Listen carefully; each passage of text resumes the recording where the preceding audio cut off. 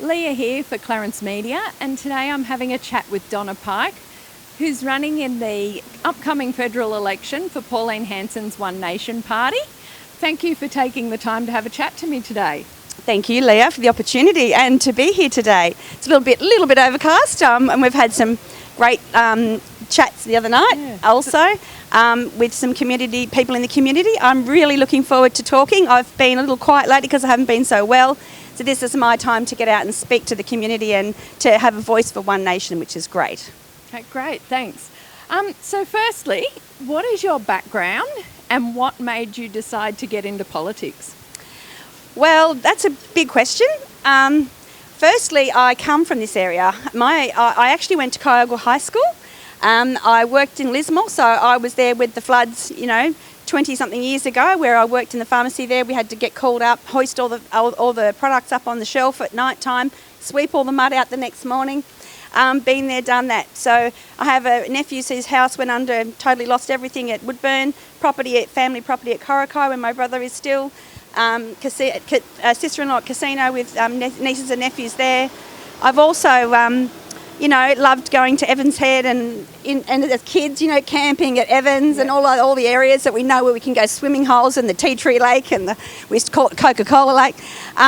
Those things. And I'm attached to this area with passion, which is a different story. So I'm not someone that just moved in the last few years and decides to run politically because they want to, climb a political ladder.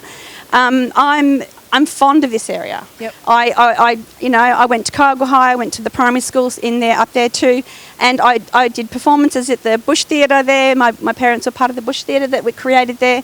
I just feel that there's a massive neglect in this area. The farmers, I'm passionate about farming. I did agriculture at school. I showed the cattle. People won't know this, but I won the whip crapping competition for Outback Queensland. Oh, I wish I had a whip on hand. I'd love to get a demo. I thought you might like that. The Tourist Information Centre came and they had all the balloons stuck on the ground, blown balloons with tape. And we had to crack the balloons, and they flew up in the ground, and they were in flight, and we had to crack them. People, competing had to crack them, and I won, and we went all out back Queensland, Barcaldine, Blackall, Winton, and it was fantastic. So I'm very country. I understand country people. I understand their problems. I understand their needs. I understand, that they've been not listened to. That they've been disregarded, that their areas are different to the city, and that they need someone that's powerful. Because when you have a very unrepresented area, you need a very powerful person to change that, and I'm one of them. So I can fix it for you. Okay. And what's been the reaction of the community since you announced that you were running? I think people are sick of this government. I think they're over it. It's time for change. I don't think we have to tell people that. We've got more candidates running than ever before. That shows that government's not doing their job, that they're not happy with the government. That's a visual sign that people are all stepping up, saying it doesn't matter which party they're belonging to, they're all had enough for their own reasons, medically, this, that. You've got doctors that were told not to prescribe what they wanted to prescribe, so you've got medical parties running now that are IMOP. You've got all sorts of things happening because of the people in all industries just saying, we're not being listened to either. We're losing our voice as well, and we're losing our academic voice as well, which is ridiculous. So we have massive problems in all tiers and levels of government. And I think people need to understand that. This is not just a small regional problem. It's just that the problems get escalated and more greater as they come down the line. But they are actually more serious at the top of the line. So if we can start to fix the top, we have to work on all levels. We have to challenge the top ones, and we have to watch our border security. We have, problems there big time with the Solomon Islands and Morrison failing dismally to do something there and to protect our borders. We have to make sure our military is up to scratch, which is ridiculously not. We have to make sure that we don't align ourselves in the wrong way so that they can just walk in the door, which we've done, by the way. And I would like to go over some of those issues if we get time. We are going to maybe get wet. The other things that I wanted to say is that I came from a fighting family. My dad was part of the people that were deregistered, like the builders in Sydney, Jack Mundy, and the people that tried to kick out all the people at the Rocks in Sydney when I was a young girl. And, we were back from then doing those things right when I was a child. I have a family. Oh, we are going to get very wet. We better move. Okay, so we were in the middle of a question when it started to rain, so we had to quickly take cover and move. So we were discussing what your community reaction had been, but I think we pretty much covered that. So we'll just move on to the next question. So I think that the whole whip cracking thing sounds fantastic, but what would you say your greatest achievement is? Well, my greatest achievement would be my children, of course, and that's why I'm fighting for this country. We have generations to leave this planet to, and we have to be responsible, like our forefathers fought for us and protected our country for us. And I think that we've been a little bit slack and a little bit asleep and a little bit sit on the couch and it'll be right, mate, attitude. And I think we need to stop that. That's what's caused a lot of this trouble. I think my other achievements I've got a Cert 4 in Leadership and Management. I won the Coffs Harbour Environment Award probably in 80... think back in now, 89 sometime. I was somebody that wanted to stop seeing a lot of landfill. I was appalled at all these products just going into the earth, and I thought there's got to be a better management and strategy of management and coming up with, new ideas, people, and there are lots of new ITs people that never get the opportunity to implement those ideas or get them to government. I wanted to create a recycling separate bin recycling program. So I was building a house, living in units, and I said to the people, and I just instigated it myself. I thought, I'm not going to wait for anyone else to do this. It's not going to happen. I'll just do it myself. And I said to the people, can I go to your bin? And they said, well, what am I going to do with my rubbish? And I said, well, we're going to wash it out. We're going to recycle the rubbish, and Challenge Foundation's going to pick up the recyclables, and we'll try and compost the rest of it. And I said, we're going to try and see what we can minimise from 6 bins. And we made it to 1. We reduced 6 bins of rubbish to 1, which is a lot. And if you do that over a whole town, that's a massive saving. Yeah. So I was able to do that. And then I went to the local media and I said, I've got this idea. And I said, we need to be all doing it now, and it's working.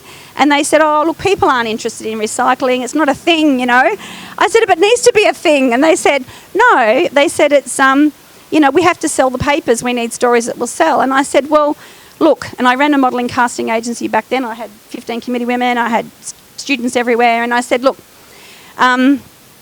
I really think we need to do this. I kept pushing and pushing and pushing. I don't give up. And as you can see, and so they ended up giving in. They came down, they did a big story. We got photos, and we had all the mums and the bubs in front of the bins with all the labels on them. Went into the local paper. The story got put around the council works program, perfect spot. They saw it and went, oh my goodness, this is the answer to what we need. And they did it. I won the Coffs Environment Award off the mayor. It became integrated into the recycling works centre, and they won the Sunny Awards. They did a big massive recycling program in Coffs Harbour. They merged with Port Macquarie, and that became the green, red and yellow bin system that eventually went around Australia. It led to that. So these sorts of things can be done. What alarms me, and we need these people that have got free thinkers out there that have got answers, that have been able to come up with really good programs, that are thinkers that in a different box, not just like, okay, you've got a sore, we'll give you a drug to mask the problem. Yep. What caused that sore? What was the root reason for that? Yep. We're not looking at the problems and solving and eradication. We're looking at Band-Aids all the time. Why are we in that cycle of process? Why have we come to that? Let's Band-Aid everything. Let's do an analysis to cost it out. Let's do this, let's do that. And then they get shelved and millions spent and never used. Yep. Let's get some real factual, things that work and that are productive, and let's attack them and do them, and not just sit back and think and say and talk, because it's over. Talking's over. Well and truly over. It's time for action, action, action. and our government and, you know, all the majors have done nothing for this country, to be honest. And that's why Pauline and One Nation has stood up and been such a fighter. She's been there for 25 years and, you know, and people decided that they needed someone with a bigger voice. You know, what does she say? I'm the one that's proud to say what you're thinking. Yep. So am I. So am I. Okay, so who, past or present, do you admire in politics? Oh. I was going to say, do I even really need to ask that question? I've just said that. But to be honest, you know, George Christensen, I admire him because he's crossed parties to come to us. And I think when you realise that you're in a situation where your ethics don't match and you've got to cross a party to align with the right people, which is us, One Nation Group, good on them. Good on them. Good on them for realising that they've got it wrong, admitting it, and fighting for what's right. I love those people because truth in people, truth in their values, and strength in those values. I hate lies. I despise lies. I'm really, really big on liars, and you'll do me if you lie to me. So you know, if people want to come to me and they want truth, if people want to come to me and they want me to fight for them, they can guarantee I'll be doing that. They can guarantee that if I become the person that is representing Paige, they're going to get every minute of my life, my passion, and I'll be going down to those towns and talking to them regularly. I'll be making sure I connect with that community, because this whole thing about the public servant, we are servants of you, the public. We are your voice. We're not supposed to be paid to get up there, and when we finally do, sit in the little fat, you know, office on our backsides and do nothing, because now we're sweet for the next few years. We've got to work, we've got to get out there, we've got to listen to what you said, we've got to go back and see if we're doing the right job, and then we've got to say, what is it you want? And sometimes it doesn't matter what we want, because it's not about, we were elected by you. Yep. You know, the majority of the voice. So if the majority of the voice doesn't want something in that community, even if it's not even on one of my policies, I'm going to take that back and say, these are what my people, which are Paige, want. Yep, fantastic. Now, I know everyone I've spoken to so far has had a little bit of trouble with this next question because it means narrowing it down to one. What is your favourite One Nation policy? Exit the UN. Yep, okay. We do not need to have a dictatorship that's going to come in and install digital identity, smart cities, and change bills, referendums, and all sorts of things that we've had for the history of man in government that have, you know, been sacrosanct to our whole independence and our freedom of this country. Everything's being eroded right now as we speak. If you look into it, if you get off that couch and do some research, and actually look into the hard parts of this, we are losing our government beyond our government, and that is very sad to see. I think we're at bigger threats than just the Solomon Islands threats, which is our boundaries. Our constitution, our sovereignty, and our rights are being eroded and invaded, and I'm really worried and scared about that. I think Pauline is being loud and proud enough to tackle something that most don't even want to venture into. It's an area of you know, don't go there. And many even people that know about it, and I know many candidates do know about it, and they just don't talk about it, which is odd, because we'll talk about it between us, but they won't talk about it publicly. I'd ask them to step up and do that. I'd also like to see that I saw one party in particular announce how, you know, Facebook is actually the CIA, and that you know, they didn't need to have a lot of CIA government operative agencies as much as they used to, because they used to have to infiltrate to get all our information in all sorts of ways, where now we put everything out there voluntarily. We've been psychologically blackmailed to give up everything, which we didn't realise was happening. We put our children up there, we put our telephone numbers, our emails, everything about our lives, how many children, where we live.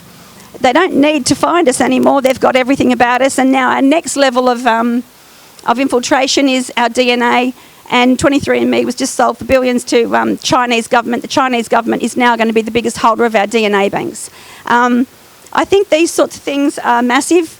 I think the Australian people, not just people in Page, but in people in the world, and Australia need to be realised that there's a lot bigger things going on here, and we need to be awakened. I'm not a conspiracy theorist. I'm a conspiracy realist. And we all need to be one of those. We all need to be that. Okay. What is your vision for Page? Freedom.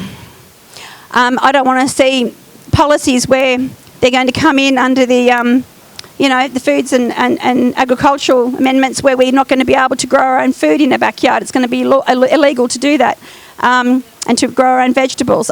You saw when we had lockdown, you couldn't have a small green grocer open, you couldn't have a small marketplace open, but you could all go to Kmart, and you could all go to Coles, and you could all go to Woolies. They were okay. Why was that? Why was Coles and Woolies and Kmart and all the big, mega companies that are all linked to the big, all the BlackRocks and the big people that own all the money at the top, why were they allowed to still make income? In fact, COVID and the restrictions that pretty much obliterated our town, crushed our businesses, broke all small business and medium-sized businesses throughout all the rural communities, were wiped out through COVID, which Pauline wants to do a massive inquiry on, as far as a Senate inquiry on COVID and how that was handled, which I think was ridiculous. And the fact that doctors weren't able to prescribe, medication which they knew worked. And there's many doctors on record saying that, and that they were given letters saying if they did, they'd have their licence threatened. That's insane. So those sorts of things are policies that we really need to have a good look at, and we really need to reflect on. And I think that we really need to, this is because they affect our businesses. How many of you lost a business? How many of you, not just the floods, but how many of you had to, hock out your home loan again to save your business, and then it shut down again and you lost the lot, and then now interest rates are going to go up. And they say, we're going to cap them at 3%. Really? They're already at 4.45 for the Commonwealth Bank for fixed. It's already exceeded that already, and it's going to climb and climb and climb. We need so many strategies. We need to get into that government, and we need to shake it up. We need people up there that are going to be the majority that are ready to break that stronghold, get a majority of really good, hard-working, thinking people that know how to run this country, that know how to put good manufacturing back into this country, solid manufacturing so that things don't break and you have to buy them at China every 6 months, something that's going to last a full generation. We need to make sure our youth have got jobs. We need to make sure that you can buy your own home when you're a young person and you have got something to inspire you about. That's, it's not on that you don't have that same choice. Get rid of, I've got a daughter. I've got a young daughter. You say to them, she got band 6 in music, and I said, be a singer, you've got a beautiful voice. She sings, plays guitar and piano. I said, do that. And when you say to your kids, do this, they go off and do something else. That's exactly what she did. She's an environmental engineer with honours majoring in water, a degree in science, and now she has a master's in teaching as well. I should have said go and be an engineer. She would have been a singer. But the thing is, she has now got, after 3 degrees, goodness knows how much of a HECS bill. That is going to cost her a fortune, The thing is, before she even starts to pay off a house, or even where do you stop to have children amongst that? The debt that we're putting on our children before they even start the debt, which is the home ownership debt, through education, oh my goodness, that burden. And all of these politicians that are making that decision got free educations. The same people that have put that burden on. And you know what they're doing? They're making your life so complicated with red tape and paperwork, and so busy trying to run your jobs, and so, so difficult, so life destroying, and thank you. And thank you very much. Go One Nation. So if you get this situation where there's people that are so exhausted every day, where's their time to go and research? Where's their time, to get out there and find out what's really happening in the world? they're doing this to you on purpose. They're making you exhausted on purpose, because if they wear you out, you've got little time to investigate, little time to react, and little time to do much else with, except survive. Well, that's got to stop. Okay, you're sounding very passionate about your causes. Can we grab your water bottle for you? I haven't been well. My voice is going. People are saying, we haven't heard from you. Well, you're hearing from me now, but my voice is nearly going. Because I am very passionate. You'll see every time I talk, I'm going to have passion. I think Pauline chooses passionate people. People that are not just, she's careful with who she chooses. But I also want to say we did not get paid. You know, people that are standing up for One Nation, this is something I really want to say, it's important. We put our own money forward. We are self-funded. We could have gone and got, ran for people, and the UAP who gave $10,000. We could have got, the blue shirts that got money from Climate 20. We could have done this, we could have done that. But we went for someone that we backed ethically, that had our back, that we knew, we stood for, that has our rights in Parliament. And that's where we have to be. We can't have money, follow the money, situation. We can't have that. If we let everything run to money, we're going to run to problems. We have to have people that are prepared to do it not for the money. I'm not running for this as a political thing. I'm not running for this job. I didn't want this job as a job. I stepped up because I felt no one else was going to do the job I wanted done. I thought if someone doesn't do it, I'm definitely going to be doing it. Okay. Well, you grab a quick drink and then we'll go on to the next question. Thank you for that. I apologise. Thank you for that. Okay, so in the last question, you did touch on many of the challenges facing people today, like rising interest rates, cost of living, various issues. What do you think is the biggest challenge facing the people of Page? Oh, look, we've got lots of challenges. I don't think the people of Page even realise some of the agricultural ones we've got. Monsanto patenting the seed right back and having ownership over certain things, and then maybe those bills coming in where you can't grow veggies. And there's some certain things agriculturally and rurally we're in big trouble with, water, flooding. We need to have lots of really good mines and infrastructure here. We need to make sure that the money and the funding comes to this area, which it doesn't happen. So you need to be a strong fighter, and you need to be experienced. You need to make sure and you're not going to give up, dog and a bone thing, me. So you do need to keep going until someone listens, and I'm one of those people. You do need to make sure that, you connect with the community. So I would like to come into the community and sit with the people that are suffering in different areas, because different areas have different problems too. It's not like, and it's a big electorate. It's a big electorate. You've got people in one area that are worried about a dam. You've people over here that are worried about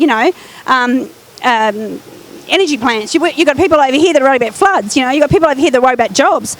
You've got people down the southern region that are unemployment. So there's a lot of problems, and everyone's got a different basis of those problems. So I want to go into the communities and say, I'd like to do like a bit of a referendum in the community and say, look, give me the top 4 things in your community as a poll, that as an individual, you put a polling in of what concern you the most, and collate those and find out in that community what are their biggest issues. Yep. And then go, okay, well, this is what the actual community really thinks, and I know exactly what it is. And then I can work on that. Because you can't, guess, and you can't, how do you find out? So I would like to ask the people directly. And I think that's the way, honesty. I want honesty, transparency, and accuracy. I don't want someone to just say, we're going to ring up and do one of those phone analyses and give you this thing. It's not going to work for me. It's a bit like I got a Kevin Hogan phone call and it said, is there anything we can do for you just before election? I'm like, I've never heard from him the whole time, but now he's ringing me. And it's funny because I just laughed. And then I said, yes, actually there is. And I went off and I had this massive list of questions. And the poor girl on the phone, she just was gobsmacked. And I said, and I'd like it all in writing, please. Can I give you the email address and could you write that, or did you write that down? And I tried to get her to write them down. I didn't even get an email. I didn't get a reply. I think everybody just gets this dumb phone call with this girl who doesn't know anything can't answer any of the questions, just to do this prompt call. Is there anything we can do for you? How are you today? And I'm like, well, I'm not well, I'm not happy, and I have all these problems and concerns about our area, but can you answer any of them? Oh, no, I'm sorry. Okay, well, that's not very good for me. I will be answering them, I will be addressing them, and I won't be giving you that cold call phone call. Cool. And what does the future of Page look like if you're elected? Amazing. Amazing. Page will change. Page is going to change, but not just Page. Page and any One Nation representative, collectively together, I hope we all, push into these seats, and I hope we collaboratively can make a bigger change across the whole area in politics. Because if we don't change, if this doesn't happen, may God help us all. Okay, now getting closer to the end, if people want to find out about you or the party or your policies, where do they go? My Facebook page is sort of not really happening. We have a bit of a glitch happening, but hopefully it will go up and I'll post some more things on it. I haven't been as well, so that's been a little bit difficult. But I have got some lovely pictures and people I've met, and I have travelled. The reason I went up into the mountains in the dark, and I met with different people in all the rural top-end places. I've been to Nimbin, I've been everywhere. But now I got rained on, wet, cold and sick again. And as you see, I'm struggling a little bit again, but I'm still trying to get out there. So the thing is, I have a One Nation. If you go onto their site, and it's got the senators, and it's got the people that are also running in the different electoral divisions. Yep. You can go on there, you can read my little bio. You can actually donate and volunteer your time to help, which people are not doing. I'm in shock. Or maybe you are, but you don't know how to find me, because I've noticed, people maybe don't know how to do that, and we desperately need people for pre-poll still. We desperately need people out there, for places like the little smaller towns to do ballot day on the 21st. If you want to help, there's a volunteer button on that page. Please go there and email through, because that's where you can contact me directly and do some volunteering there, because that's really, really important, and we need you to help us. I mean, we're going to be your voice. If you want change, we need your support. Excellent. Is there anything else you would like to add? I've been holding this because I want to quote somebody, and I want to quote them properly. Yep. I just want to say that my glasses on. Sorry, I've been talking the whole time. I can't read without these little things. So I just want to say that there is a Microsoft patent, and it's patent. You can look it up, because I think we could do some research here. Patent W0220606606.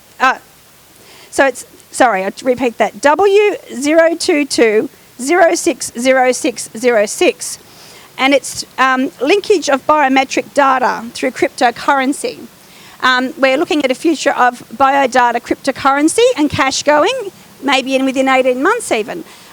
You'll find that they're already installing QR code FPOSs in different countries already. It's already happening. You also have another patent that's an interesting one. It's an American patent that went through on the 31st of August 2021. And this one is US patent number 111-07588, which is the nanotech patent, which they used in our vaccines. So I think when we start to get into these things, and that the fact that these people own these things and are making a lot of money in these areas, we need to think about that. In 1998, Dr. Ralph Barrick at the University of North Carolina funded the NIH National Institutes of Health, started researching on something called a cross-species transmissibility. His research was to take a virus from one species and make it infectious to another species. Why you'd want to do that, I don't know. And that's these sorts of things we have to question. Is that something we want to be funding through our NIH and our medicals and our taxpayers' money, when that can be a very dangerous situation to our health system and humanity?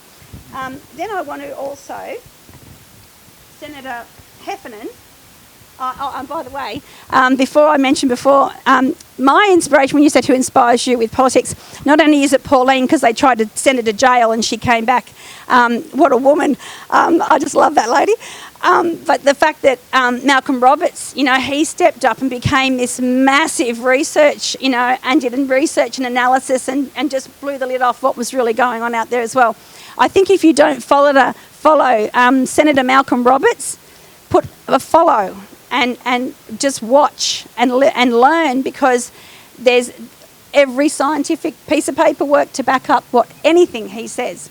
Now, Senator Heffernan, he accused, I'm just going to read this because I have to read it direct. We're now less than 2 weeks until Australia go to the polls. Pre-polling will start today, the 9th of May 2022. Given the dramatic events of the past 2 years, this election is by far the most important election of our lifetime, and I believe that too. I noted with Martin North recently, Australia's been a nation in decline for the past 2 decades across a whole range of statistical categories, both economic and non-economic. In this decline has been engineered in large part by the 4 major political parties, Labor, Liberal, National and Greens. Much blame can be placed at the hands of these political parties for not only bad public policies outcomes, but also for poor behaviour and conduct, which has led to a massive collapse of trust in our public institutions. And I'll quote this.